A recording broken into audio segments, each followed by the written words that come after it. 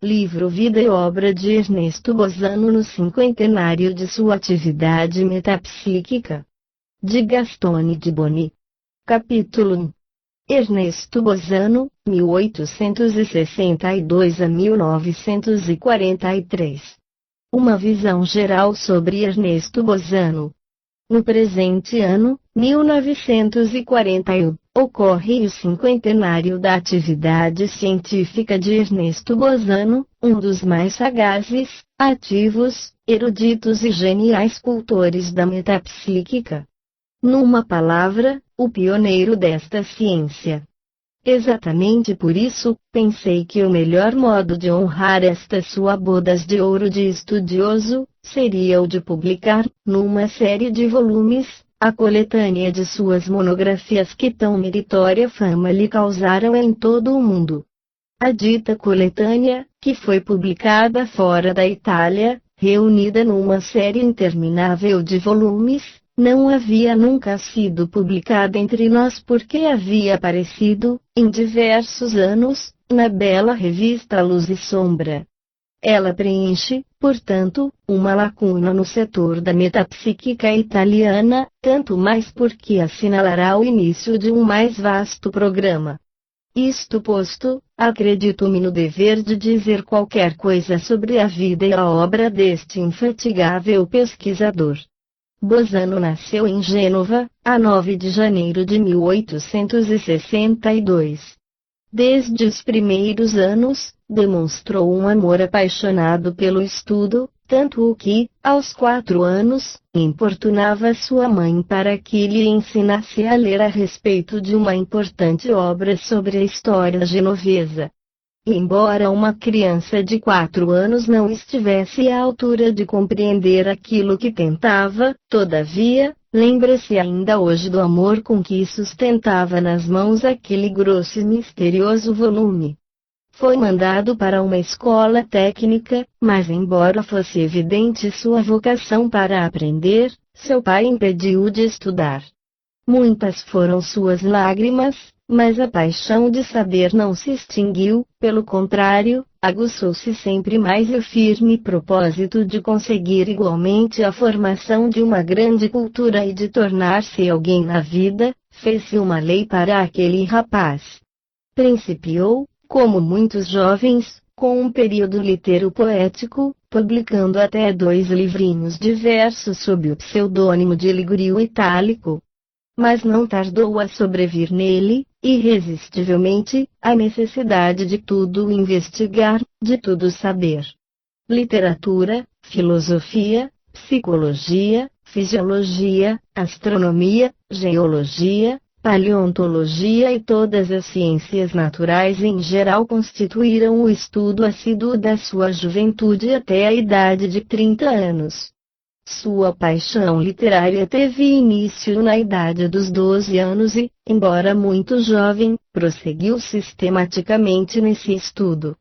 Leu, com imenso amor, uma história da literatura italiana, ad Maffei, dirigindo sua educação para essa disciplina iniciou com o estudo dos trecentistas, que se punha a ler na biblioteca da Universidade de Gênova, tornada por muitos anos o seu domicílio. E, assim, por meio dessas leituras, prosseguindo de século a século, com um método que não padecia objeção, foi formando-se nele uma grande erudição litero-poética. Profunda impressão provocaram em seu ânimo as leituras do Gerusalemme Liberata, do Ossian, na tradução magistral de Cesarotti, da Feroniade de Vincenzo Monti. Desse modo, passaram pela sua mente todos os nossos maiores poetas e literatos, desde os primeiros dos nossos grandes até Parini, Foscolo, Monti, Giusti, Aleardi, D'Annunzio. Tendo lido também nas traduções de Maffei e de Zola os poemetos de Lord Byron, que o haviam entusiasmado, decidiu empreender o estudo da língua inglesa, cujos primeiros rudimentos havia aprendido na escola técnica.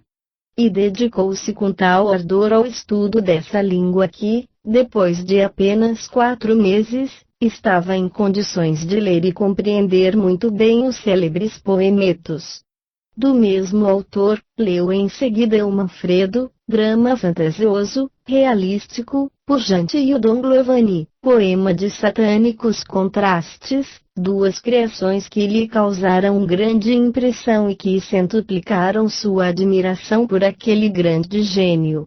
Vem depois a vez de Milton, Shelley, Moore e de Shakespeare.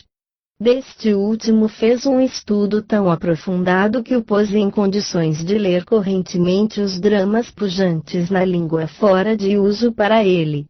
Como eu já disse, também os estudos científicos fascinaram-no desde os primeiros anos de Bolzano. De fato, já na idade de 15 anos, seu interesse foi atraído para as grandes ciências, naquela ocasião do início de formação, como a astronomia, a paleontologia, a psicologia e a filosofia científica. Mas, sobre todas as coisas, um grande problema prendia e o fascinava. Sua convicção íntima do problema do ser, do mistério da vida, do mistério da personalidade humana, do porquê da existência. Desse modo, veio implantando-se para Bolzano um período de tempo que pode chamar-se o seu decênio filosófico e que vai de 1882 a 1892.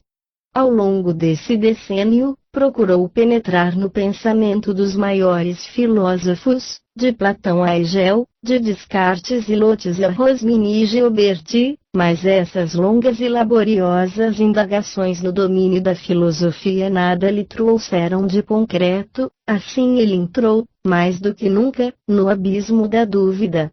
A sua primeira rebelião de não crer por um ato de fé, acrescentou-se uma segunda, com a qual rejeitava em massa todos os postulados metafísicos sustentados no vazio e equiparáveis, em tudo e por tudo, aos verdadeiros e mesmos atos de fé no ambiente filosófico. Volta-se, então, para a filosofia científica, em sucessão ininterrupta e com um ardor mais do que apaixonado, leu, releu e anotou, do início ao fim, as obras dos seus luminares. De Büchner, Moleschott, Vogt, Feuerbach, Haeckel, Huxley, Comte, Taine, Gall, Ledantec, Morcelli, Serge e Erdigot, extraindo os postulados positivistas da pesquisa científica para, em seguida, compará-los com os seus e organizá-los numa síntese negativista formidável. Mas o estudo filosófico que exerceu, desde o primeiro momento, o maior fascínio na mente de Bolzano foi o do sistema de Herbert Spencer, o grande filósofo inglês que ele considerava como Aristóteles dos tempos modernos.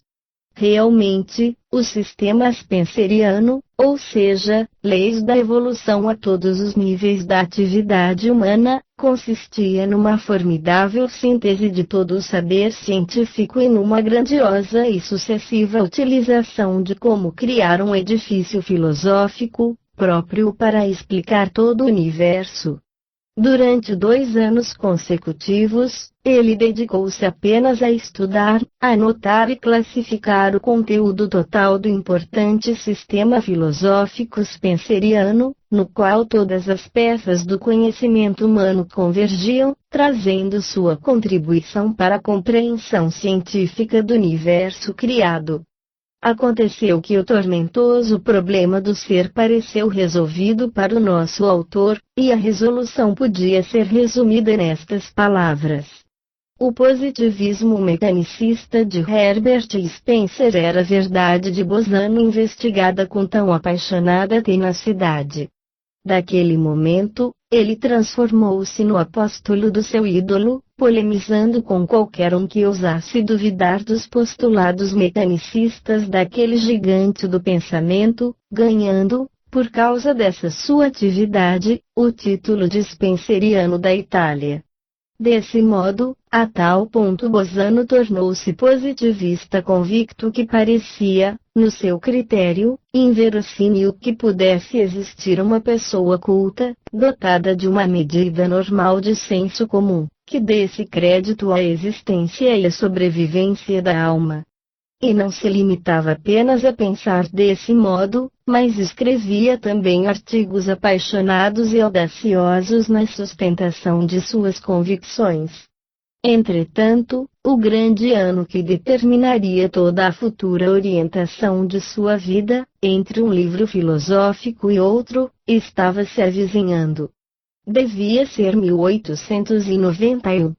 Nesse mesmo ano de 1891, recebeu uma carta do professor Ribot, diretor da Revue Philosophique, na qual informava que havia recebido uma nova revista intitulada Annales des Sciences Psychiques, da qual era promotor o professor Charles Richet, grande fisiólogo francês, e como diretor o Dr. Darieux. O professor Ribot exortava-o a ler atentamente o conteúdo e a manifestar seu parecer sobre o assunto, pois que se tratava de um novo ramo de pesquisa psicológica, tendente a demonstrar a possibilidade de que o pensamento fosse transmissível à distância, de cérebro para cérebro. Contudo, a leitura dos primeiros fascículos da revista em causa produziram uma desastrosa impressão no seu critério de positivista intransigente, pois parecia-lhe um escândalo científico que certos representantes da ciência oficial discutissem seriamente a transmissão do pensamento de um continente a outro, a aparição de fantasmas telepáticos de natureza verdadeira e de casos reais de infestação.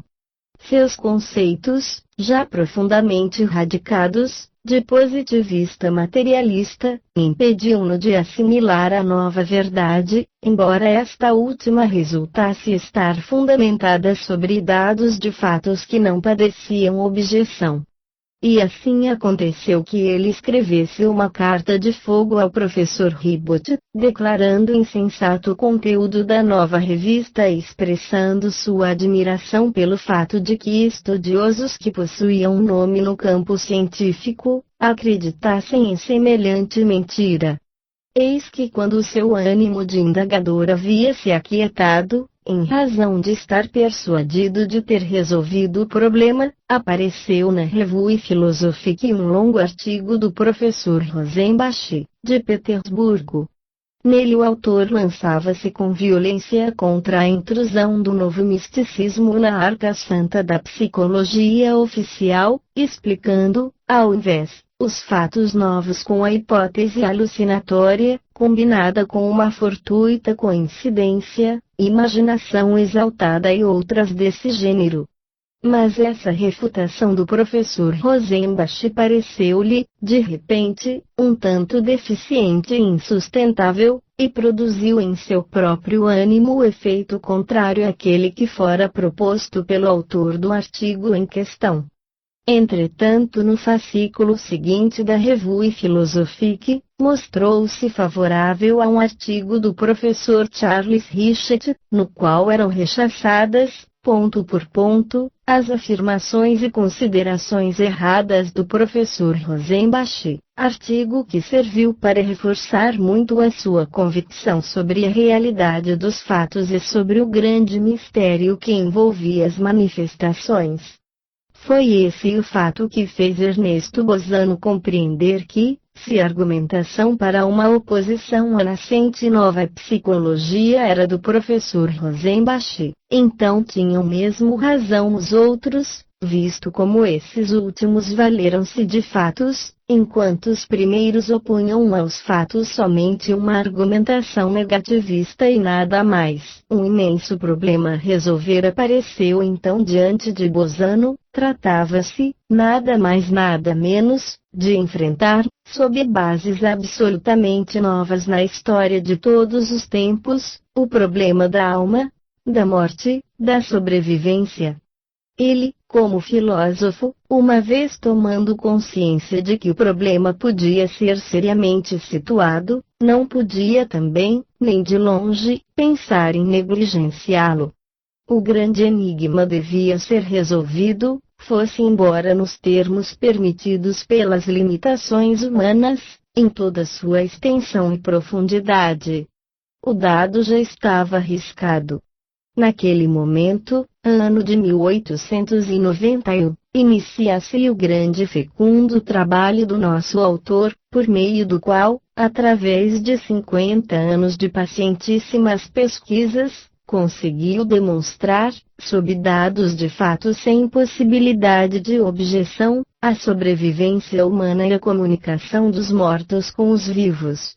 Naquele mesmo ano aparece, por obra de Marillier, a tradução francesa do livro Phantasms of the Living, Fantasmas dos Vivos, levando o título modificado de Alucinações Telepáticas. Foi justamente essa obra, constituída de uma porção enorme de casos escolhidos e documentados com seriedade sem precedentes por Gournay, Mians e Podmore, que acabaram por convencer Bozano da real existência dos fenômenos telepáticos. O primeiro passo estava dado. Mas sua fé de positivista materialista não fora ainda suficientemente abalada, pois a explicação científica dos fenômenos telepáticos, segundo a qual tinham origem nas vibrações do pensamento que viaja ao infinito em ondas concêntricas, satisfazia suficientemente o seu critério de neófito. Com essa concessão, porém, como Bozano mesmo me escreveu, ele tinha inconsciente, mas efetivamente, penetrado de uma vez na sua via de Damasco, pois que essa primeira concessão feita ao assunto da fenomenologia supranormal, haviam fatalmente encaminhado a um novo setor de pesquisa, que deveria conduzi-lo em direção diametralmente oposta à do positivismo materialista que ele havia professado com tanto entusiasmo e tenacidade. O período de crise de consciência já se lhe estava aberto, e a primeira sacudida às suas aquisições científicas foi dada pelo imponente tratado de Alessandro Oxakoff, publicado em Lipsia, em 1890, em edição original, sob o título Animismus und Spiritismus, aparecido inesperadamente, e em seguida traduzido em língua francesa. Seguiu-se, então, para Bozano, um período de certo modo penoso, de perturbação moral, pois, embora a nova orientação filosófica se realizasse no sentido de uma fé científica, de há longo tempo mais confortadora do que aquela até então professada, não obstante, ele não podia assistir, sem desconforto, à demolição cruel de todo um sistema de convicções filosóficas adquiridas lentamente e ao preço de longas meditações e pelas quais já estava encerrada a adaptação ética e psicológica de seu espírito. Na afanosa busca da nova verdade, leu as obras dos autores mais conhecidos dessa época, como Allan Kardec, Delany, Denis, Dacier, Nuss, Gebier, William Crookes, Wallace, Duprel e Broferill. Mas verificou, de repente, que o problema que se manifestava diante de seus olhos era de tal maneira grande que precisava ir até o fundo e remontar às origens históricas do grande movimento. Foi assim que escreveu para Londres e para Nova York para procurar as principais obras publicadas sobre as origens do movimento, até 1870, época na qual as indagações começaram a ter pesquisadores também na Europa. Com a chegada das obras requeridas, começou para ele o período verdadeiramente fecundo da sua sistemática atividade no campo metapsíquico. Desse período, ele conserva ainda uma indelével lembrança, pois, exatamente através destas pesquisas feitas com fervor e perseverança, conseguiu assentar sob bases científicas, de modo inabalável, suas novas convicções espiritualistas. Entre as obras que mais exerceram decisiva influência sobre o nosso autor, posso citar as seguintes: Robert Dale Owen. Forte Fausonte Bundario Fianotero Old, transpondo os limites de um outro mundo, Robert Dale Owen. The Debatable Land Between this World and the Next, a terra de contrastes entre este mundo e o próximo, Epi Sargent. Planchette, The Despair of Science, Planchette, Desespero da Ciência, de Morgan. From Matter to Spirit, da matéria ao espírito, Dr. Wolff. Startling Facts in Modern Spiritualism, fatos surpreendentes no espiritismo moderno. Sobre a história do movimento espirítico encontrou, pelo contrário, um grande auxílio na obra verdadeiramente magistral de Emma Gingebritten. Modern American Spiritualism, o moderno espiritualismo americano. Para a história dos precursores do mesmo campo, valeu-se, com proveito, da obra em 2 volumes de William Oates. History of the Supernatural, História do Sobrenatural. Sob o ponto de vista da fenomenologia mediúnica de efeitos físicos, os relatos de Sr. Spear sobre as famosíssimas sessões experimentais com William Stanton Moses, anos 1892 e 1893, da revista Light, relatos preciosíssimos, mas que nunca vieram à publicação em volumes, nem mesmo na Inglaterra, foram os que exerceram a maior eficácia. Sobre as suas convicções com respeito à intervenção indubitável dos mortos também nos fenômenos de ordem física do mediunismo superior. Entretanto, uma vez formada uma visão total do problema espirítico, Bosano quis também experimentar, e foi assim que, de acordo com o Dr. Giuseppe Genzano, fundou o Círculo Científico Minerva, em Gênova. Ambos foram conduzidos ao diretor do século XIX, Luigi Arnaldo Vassallo, conhecido pelo pseudônimo de Gandolin, para manifestar-lhe seu propósito e para rogar-lhe, ao mesmo tempo, que fosse o presidente. Vassallo aceitou logo, pedindo uma única condição: que se experimentasse com critérios rigorosamente científicos. Como era esse o principal objetivo justamente de Bosano e de Genzano, o ajuste foi estabelecido imediatamente. Por empenho de Vassallo, também o professor Enrico Morselli, da Universidade de Gênova, ficou sócio, atraído pela promessa de que deveria poder experimentar com a Paladino. Depois dele, entrou, nesta mesma lista, também o professor Francisco Porro, da Universidade de Gênova. Sob essas ótimas bases, foi fundado o Círculo Científico Minerva que, de janeiro de 1899 a 1904, teve 4 anos de vida gloriosa, fazendo que falasse dele toda a imprensa italiana e estrangeira. Lá se realizaram quase todos os fenômenos físicos de alto mediunismo, compreendendo a materialização contemporânea de 6 figuras claramente visíveis por todos. O Círculo Científico Minerva dissolveu-se logo em razão dos dissabores havidos entre os sócios que teriam querido assistir todos juntos. Eles eram 70, as experiências com Eusapia Paladino e com aqueles que se encontravam nos grupos nos quais foram descobertos ótimos médiums.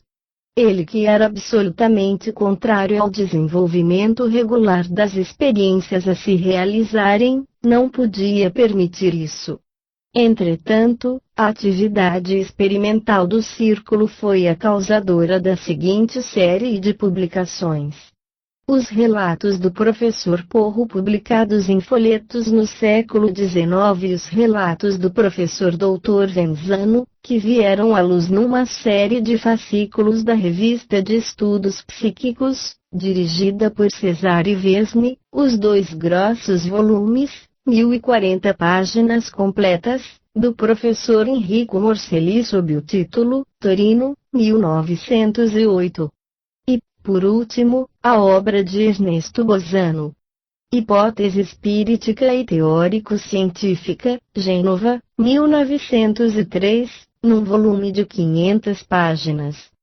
Sempre com respeito às experiências, lembrarei que ele tomou parte ativa nas sessões de voz direta, realizadas em milésimo, com a poderosa mediunidade do Marquês Centurione Scotto, nos anos 1927 a 1928.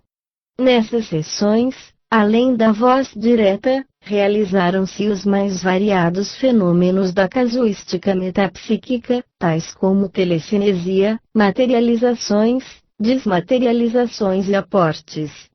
Contudo, para maiores informações a respeito, restam os relatos publicados por Bozano nos anos 1927 a 1928, de Luz e Sombra. No entretempo, um fato trágico havia perturbado a paz de Bozano. Sua adorada mãe morreu de um carcinoma, a 3 de julho de 1892, em Gênova. Ele se ocupava apenas há 2 anos de estudos mediúnicos espíritas e, apesar de haver lido muito e também experimentado um pouco, permanecia, apesar disso, titubeaste, perplexo, cético sobre o que se referia à interpretação espiritualista dos fenômenos. Suas convicções positivistas materialistas estavam tão profundamente arraigadas nele para poderem ser facilmente removidas pela força das novas investigações. 10 anos de estudos filosóficos assíduos ininterruptos, profundos e sistemáticos, haviam demolido totalmente para Bozano a interpretação espiritualista do universo.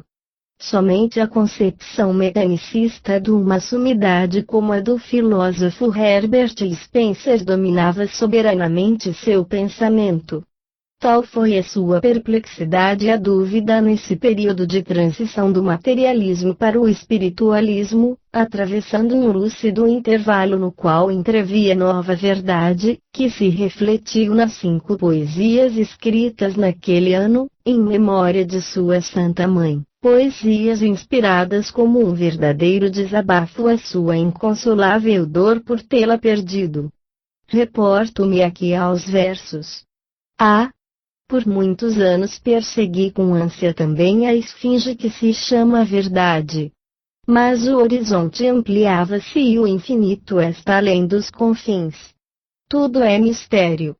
A lei é o ignoto, e eis que um vislumbre de nova ciência avança cautamente. E um novo credo surge, aí com essa luz rápida brota a flor da esperança.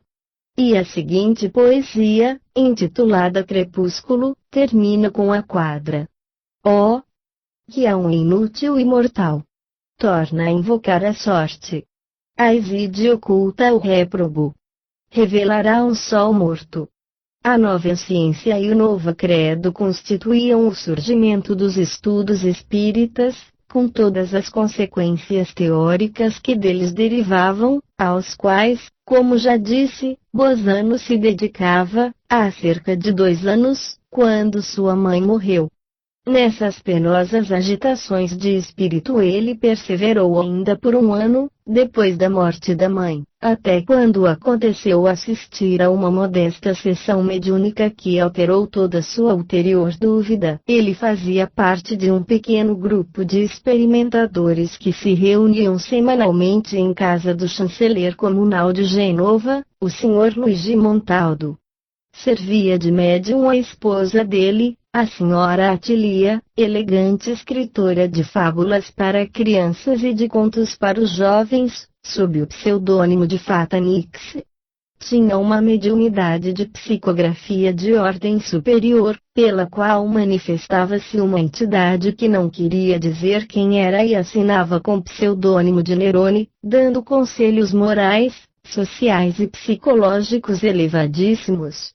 Alguns resumos dessas comunicações foram publicados por Bozano numa revista de Roma, dirigida pelo publicista Enrico Carreias. Na tarde da qual se trata, lá encontravam-se 5 pessoas. O casal Montaldo, o Sr. Felício Avelino, o Dr. Venzano e Bozano. Era a tarde do dia do aniversário em que falecera sua mãe. De improviso, a senhora Montaldo exclama: "Oh! Mas que coisa está me acontecendo? Sinto-me como que circundada por uma influência do paraíso. Oh, que calma, que serenidade, que felicidade me invade. Indubitavelmente está presente uma entidade muito elevada, puríssima, angelical." E, assim dizendo, começou a escrever poucas palavras que, com um impulso automático, dirigiu a Bozano. Ele lê e permanece aturdido. Estavam escritos os 2 últimos versinhos da epígrafe que naquela mesma manhã Bozano havia pendurado num quadrinho na sepultura da mãe, por ocasião do primeiro aniversário da sua morte. Os versinhos são estes: "Agora e sempre, invocando-te, ó Mãe." Sua comoção não teve mais limites. Sentia, ou melhor, tinha absoluta certeza de que, ao seu lado, achava-se sua mãe. Mas há outra coisa. Naquela época, ele estava com o ânimo muito opresso com os desgostos sérios e íntimos, tão íntimos que não lhe foi possível externá-los na presença do grupo. A única criatura que teria podido ser e uma boa conselheira era a mãe. Experimentou dirigir-lhe uma pergunta mentalmente, eis que obteve imediatamente a resposta, formulada porém, em tais termos, que somente ele, Bozano, podia compreender o sentido, como frequentemente sucede nas sessões mediúnicas quando a entidade comunicante não quer revelar aos outros, mas apenas ao consulente, um fato íntimo ou um segredo. Mais do que nunca, comovido e trêmulo, dirigiu uma invocação mental sobre um conselho. Este foi rapidamente dado e foi de tal forma que o levou a supor não haver nenhum equívoco. Depois do que foi ditado: "Estou contente contigo. Continua no nobre caminho em que sei que te engajastes. Esta é a tua missão na terra. Beijo-te." Foi este o pequeno acontecimento pessoal que dissipou para sempre as suas dúvidas filosóficas, dúvidas que persistiram, embora profundamente conspurcadas, não obstante o preparo metapsíquico dos 2 anos precedentes, 1891 a 1893.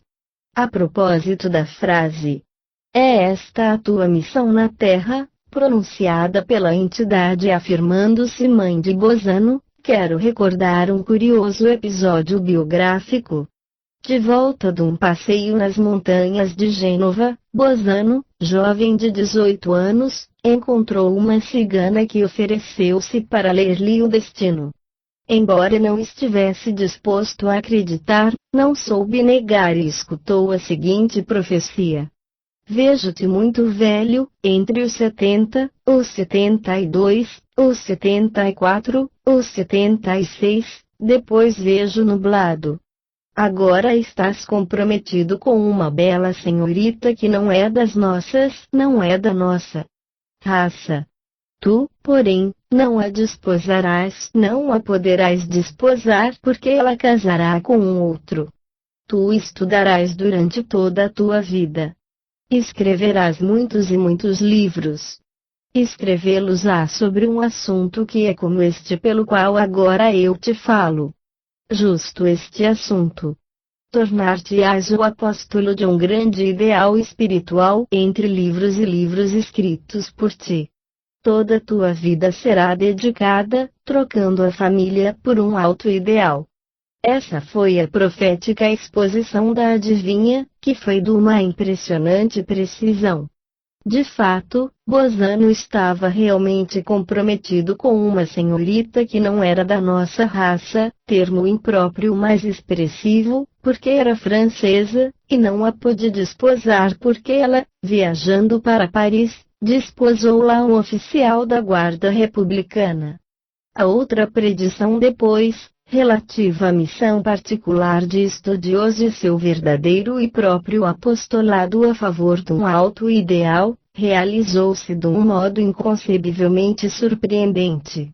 De fato, não se podia pensar que ele tivesse sugestionado nesse sentido, consciente ou subconscientemente, a sensitiva, visto como ignorava, aos 18 anos, qual deveria ser seu futuro destino e, sobretudo, não podia pensar em tornar-se o apóstolo de uma ciência da qual ignorava até a existência. As particularidades com respeito à sua idade, aconteceram na maior parte. A adivinha tinha lentamente computado o número de anos, assegurando que só depois dos 76 via nublado.